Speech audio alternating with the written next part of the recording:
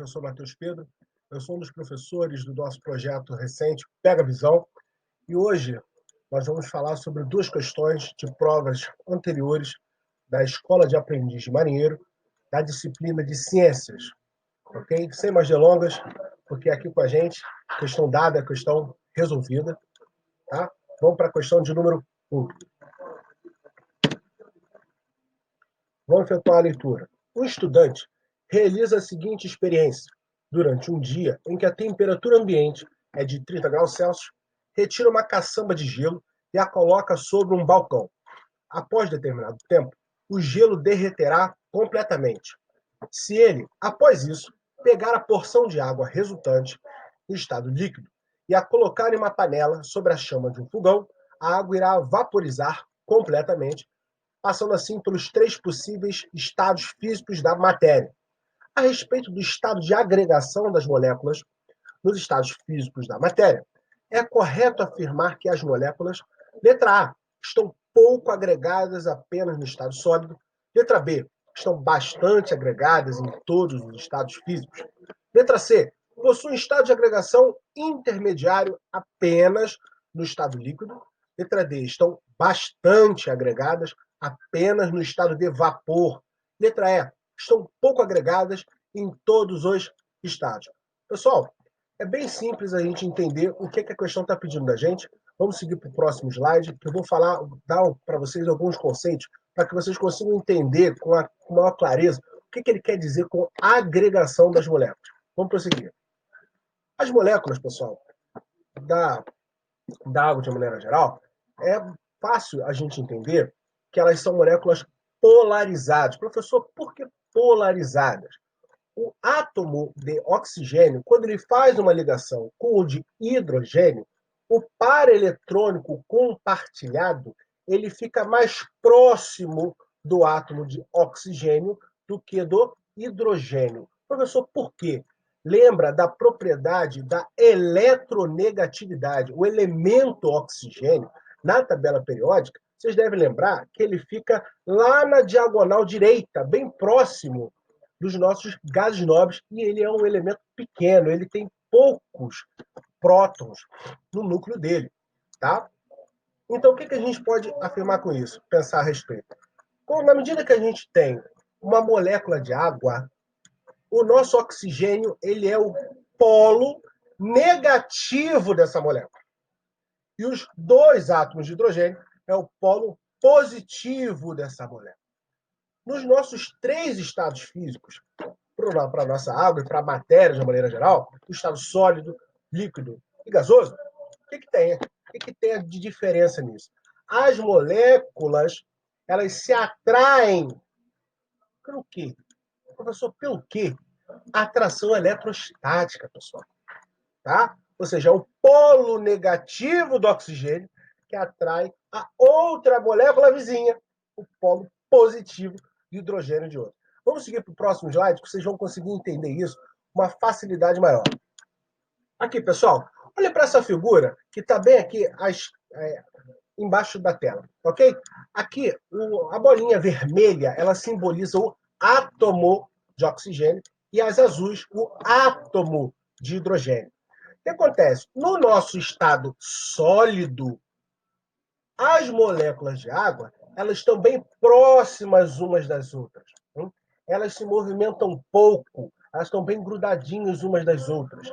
No nosso estado líquido, por que a água sai do gelo e vira água? À medida que você põe energia, essas moléculas, elas vão soltando-se umas das outras, elas vão se afastando, elas vão se desagregando, pessoal. Tá? E no estado gasoso é o que se segue pondo mais energia, que no nosso caso, energia térmica. Tá legal? Então, pessoal, vamos lá para a letra A. Pouco agregadas no estado sólido. Pessoal, eu botei as palavras mais importantes em negrito, que é assim que a gente aprende a fazer prova. A gente precisa ficar esperto nas palavras-chave. Tá legal? Pouco agregados no estado sólido. A gente acabou de ver que isso é uma inverdade. Isso é mentira. No estado sólido, elas estão bastante agregadas. As moléculas elas têm um grau de liberdade de se locomover dentro daquela estrutura de gelo pequeno. Tá legal? estão bastante agregadas em todos os estados.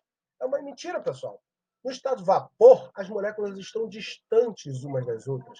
A atração entre elas é pequena, porque você já colocou bastante energia ali para que essa atração não precisasse ser grande, elas simplesmente estão pouco agregadas. E como ele fala em todos, é falso. Então, para a letra C, possui um estado intermediário apenas no estado líquido. Pessoal, observe que o estado intermediário apenas no estado líquido é evidente a resposta correta. Professor, por quê? Porque esse nível de desagregação tem a questão do sólido, que tem bastante agregadas, o gás, nada agregado, e o líquido, que está no meio do caminho. Pessoal, resposta, letra C, molezinha, pega a visão, que aqui com a gente é questão dada, questão resolvida. Vamos responder por que a letra D e a letra E também estão erradas. Letra D, estão bastante agregadas no estado vapor. Pessoal, estado vapor, evidentemente que elas não estão agregadas. Então, que nem nessa figurinha aqui do nosso slide, elas estão bastante distantes umas das outras. Letra E, estão pouco agregadas em todos os estados. Evidentemente, uma inverdade também, porque no estado sólido elas estão bastante agregadas. Pessoal, acredito que esteja bastante fácil de compreender esse exercício. Então vamos passar para o segundo, que você que quer entrar para a Marinha do Brasil, você que tem interesse em navegação, vocês vão gostar muito desse assunto. Vamos lá, pessoal. Olha aqui, nós temos um navio, tá? Uma embarcação de uma maneira geral, e aqui nós vamos falar sobre a grandeza do calado. Pessoal, aqui no Brasil, na navegação costeira, quando a gente sai do mar e entra no rio, é importante para o pessoal que projeta a embarcação, os engenheiros navais, pensarem quanto ao calado das nossas embarcações, na medida que o navio pode correr o risco dele afundar ou dele perder equilíbrio, pessoal. Ok? Vamos lá, vamos efetuar a leitura desse exercício. Assinale a opção que completa corretamente as lacunas da sentença abaixo. Durante a construção de um navio, são pintadas linhas horizontais a uma certa distância de sua parte inferior, chamadas de calado. Pessoal, existem calados de projeto, tá? Existem normas de sociedades classificadoras, isso é um assunto bastante complexo, da graduação que hoje, graças a Deus, eu faço, Engenharia Naval Oceânica na Universidade Federal do Rio de Janeiro, e a questão do calado ela é muito importante para a segurança da navegação, para a segurança da tripulação e assim sucessivamente. Legal? Vamos prosseguir. A fim de demarcar o limite do nível da água, o navio possui duas dessas marcas, como mostra a figura acima. Sabendo que esse navio é utilizado tanto nos rios quanto nos oceanos, e que os oceanos são mais densos que as águas dos rios. Pessoal, essa informação, vamos prestar atenção aqui comigo. Não necessariamente o examinador, na hora da sua prova, ele vai dar isso para você. Tá? É importante ou que você decore isso, bote isso no sangue, olha, a água do mar é mais densa que a água do rio. Professor, por quê? Resposta na ponta da língua. Concentração de sal. Concentração de sal. Tá? Pega a visão. Vamos prosseguir. É correto afirmar que a linha representa o limite do nível da água em, vamos lá, letra A, 1, nos rios e nos oceanos. Letra B, 1, somente nos rios. Letra C, 2, somente nos oceanos. Letra D, 2, nos rios e nos oceanos. Letra E, 2, somente nos rios. Pessoal, eu tenho uma ideia aqui, que a gente vai olhar para o próximo slide, pega a visão, vocês vão conseguir resolver esse problema com facilidade. Tá? Vão conseguir entender essa resolução tranquilamente. Questão dada com a gente, a questão resolvida. Vamos prosseguir. Pessoal, qual seria no mar e qual seria no rio e por quê? Pessoal, uma embarcação, olha para essa equação abaixo que a gente tem. Nós temos empuxo, é igual a M do navio vezes G, uma sopa de letrinhas que eu fiz ali. Ok? Vamos destrinchar essa sopa de letrinhas. Toda vez que a gente tem um navio, pessoal, a gente tem duas forças no navio, a princípio parado. Numa modelagem de um problema simples, o navio está parado, nós não vamos desconsiderar força do vento, marés, e assim sucessivamente, o navio está parado em águas tranquilíssimas. Tá? E toda vez que a gente sai impondo mais variáveis, isso não cai para vocês, isso está fora de questão. Mas vamos pensar em navios com águas tranquilas, não tem maré, não tem nada, tá? Apenas a água e o navio paradinho ali. Vamos prosseguir. Tem duas forças fundamentais que nós temos ali. A força peso e a força de empuxo. Pessoal, a fórmula da força peso é a massa do nosso navio, tá? A massa completa, tá? Com carga, com tudo, tá? Isso não é questão. Esse emissão do navio é massa multiplicado pela aceleração da gravidade. Isso tem que ser igual à força de empuxo. Pessoal, explicando, fica bem simples, porque a somatória das forças na vertical, tá? Ela precisa zerar. Professor, por quê? Porque somatória das forças na vertical. Pessoal, se houver alguma coisa diferente de zero na vertical, o que vai acontecer com o navio, pessoal? O que vai acontecer com o navio? Se tiver uma resultante para cima, nosso navio vai virar um foguete. Ele vai subir, ele vai subir, ele vai subir, até que alguma coisa faça ele descer. Se tiver alguma resultante no nosso esquema, onde nós vamos tratar de duas forças. Peso e empuxo. Se tiver uma resultante para cima, o que vai acontecer com ele? Ele vai virar um foguete. Fez comigo de uma maneira absurda. É evidente que vai virar um foguete porque ele vai sair da água, pessoal. Mas essa somatória de força tem que ser zero. Então, imagina o seguinte: o peso é bem superior ao empuxo.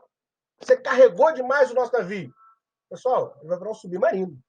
Ele vai afundar. E não é isso que a gente quer. A gente quer o nosso navio parado. Ok? Agora nós temos uma fórmula da força de empuxo. Pessoal, decorem. Decorem esta fórmula. Tá? Ela cai em várias questões da prova da Escola de Pilotos de Marinheiro. Se você for fazer para a prova do Exército, da ESA, para a Escola de Especialistas de Aeronáutica, pessoal, decorem esta fórmula. Ok? E puxo. 3 variáveis. Tá? 3 dados para gente. Densidade da água, ou densidade do fluido, multiplicado pela aceleração da gravidade, vezes o volume submerso. Volume submerso da embarcação. Olhem para a linha 2, pessoal, e olhem para a linha 1 agora. Se o navio está navegando com a água batendo na linha 2, o que isso significa? Que tem um volume submerso grande. Se ele está navegando com a água batendo na altura da linha 1, o volume submerso é pequeno. Então vamos lá, pessoal. Nota aqui com a gente. Vocês concordam comigo que a massa do navio, quer seja no mar, quer seja no rio, é igual? É igual. Vocês concordam que a aceleração da gravidade não vai mudar? A não ser que o rio seja uma altitude. Você vai subindo, subindo, subindo, subindo, subindo. Quer dizer, não faz sentido. Tá? Ou seja, a massa do navio não vai mudar. A aceleração da gravidade também não vai mudar. Ou seja, esse produto da densidade da água, vezes a aceleração da gravidade, vezes o volume submerso, é uma constante, pessoal. É uma constante. Agora, olha pra gente. Imagina que a gente põe esse Gzinho do lado direito da nossa equação e corte com outro G do lado esquerdo da equação. A gente percebe que o produto da densidade da água multiplicado pelo volume submerso da embarcação, ele é uma constante. Ou seja, a densidade da água, quer seja no mar, quer seja no rio, e o volume submerso é uma constante. Então, pessoal, vamos lá. No mar, navegando no mar, o que a gente tem? A densidade da água é maior. Subiu. O volume submerso. Para dar o mesmo produto, tem que fazer o quê? Diminuir. Ou seja, se nós estivéssemos navegando no mar, a linha do calado estaria na linha 1. A linha 1, pessoal. Bom? Agora, se nós estivéssemos no rio, a densidade da água no rio é menor. Para nós mantermos o produto, o volume submerso tem que ser maior. Ou seja, no rio, a linha do calado estaria na linha 2. Deu no controle, o coronavírus não encosta. Muito obrigado, pessoal. Muito obrigado pela sua atenção.